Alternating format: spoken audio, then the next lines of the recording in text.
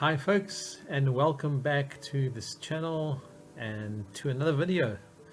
We are busy starting a series on pictures of Jesus, and it's in the book of Colossians because the book of Colossians reveals a number of things about who Jesus is. A lot of people ask the question, how do I know that God exists? How can I see God? If God is this invisible person, how are we supposed to believe in something that no one is able to prove and to show me and to put in a test tube and science and all the rest of it? And so I thought I would just start off by looking at this first glimpse of who Jesus really is. And it's revealed in Colossians chapter 1, verse 15. Jesus is the he is the splitting image of God the Father. So if you want to know who God is, just look at Jesus.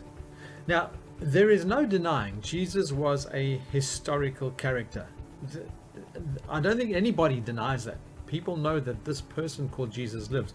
The question is, who is Jesus? Is he in fact the Son of God? Is he a prophet? Was he just a good person? Was he just a stirrer, somebody who stirred up a lot of trouble? Who is this Jesus? So Colossians tells us that he is the image of the invisible God. How about that? The image of the invisible God. So in other words, God sends his son Jesus to the earth so that we can see what God looks like. There is a lot of mystery in Scripture. We must never think that it's easy to get our head around some of these concepts because we'll be disappointed. But in one form, in human form, God sends his son Jesus to come and represent himself. You know, there was a discussion between the disciples and Jesus says, "I'm the way, the truth, and the life." And he talks about going and prepare a place in heaven, and so the disciples ask him, and they say, "Well, listen, we don't know the way." So Jesus says, "Look, I am the way," and he goes on to say that if you knew me, if you had known me, you would have known my Father. Now, it's quite an amazing revelation that to say, if you had known me, you would have known my Father. And in fact, he goes on to say, from now on, you do know my Father. And this revelation of the Father in the Son is absolutely spectacular. One of my favorite verses in Scripture is this, Hebrews chapter 1, verse 3, and especially in the Passion Translation.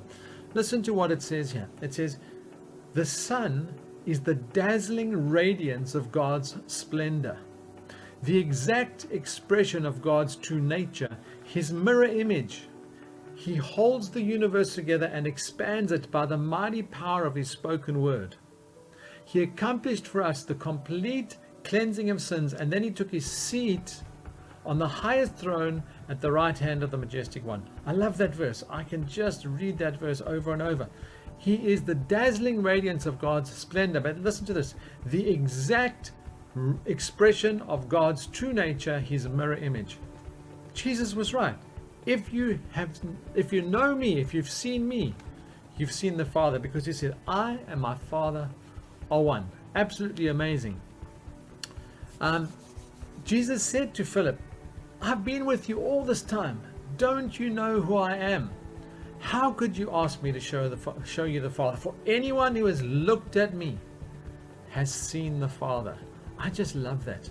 You know, in John chapter 10, Jesus is accused of blasphemy because he said that he was God. And Jesus has this dialogue with the religious people, and there are a number of observations to make from John chapter 10. The first thing was that Jesus claimed to be equal with God. I mean, how can you say that unless you are God? And here's the interesting thing, that the audience understood that Jesus was claiming equality with God the Father. In John 10:31, the Jews picked up stones against him. Why? Blasphemy was a crime punishable by death, according to Jewish law anyway. And Jesus asked why they were planning to kill him. They answered, for blasphemy, because you being a man make yourself God. Verse 33 of John 10. Now, if Jesus was lying or was deceived, then he would in fact have been blaspheming. But the only way that he was not blaspheming was if he was telling the truth about his equality with God. Isn't that amazing? You know, Jesus referred to himself as God's Son and to God as his Father. And in fact, he uses Psalm 82 verse 6 to show that the Messiah had the right to claim the title, the Son of God. And so Jesus comes to earth and he says, let me show you the Father. If you've seen me, you've seen the Father. The things that I do, I only do what I see with the Father doing. I only say what I see my Father doing, my Father saying. It's just spectacular. Jesus claimed also that the Father sent him. He says in John 10 verse 36, the one whom the Father set apart as his very own and sent into the world. Wow. Jesus is claiming pre-existence in the presence of the Father. No biblical prophet had ever made such a claim before. Yet Jesus claimed in John 8:58 that before Abraham existed, he was. In other words, Jesus existed before Abraham. Talk about painting a picture of yourself as God. So Jesus says, I am equal with God. I am God. I and the Father are one. If you've seen me, you've seen the Father. You want to know God? Look at me. Before Abraham existed, I existed. Before Abraham was born, I existed. Do you know that Jesus stated that the Jews did not believe them?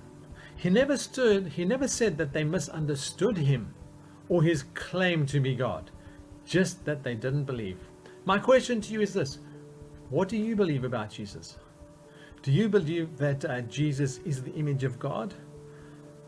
Well, I hope so, because Scripture is full of and very clear that if you want to see what God looks like, just look at Jesus. Go and read Hebrews 1, the first 3 verses. It's absolutely spectacular.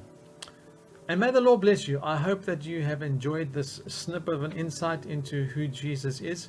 And join us for another one. Hit that subscribe button, hit the notifications bell, and I hope to see you back soon again for another video looking at another aspect of who Jesus is.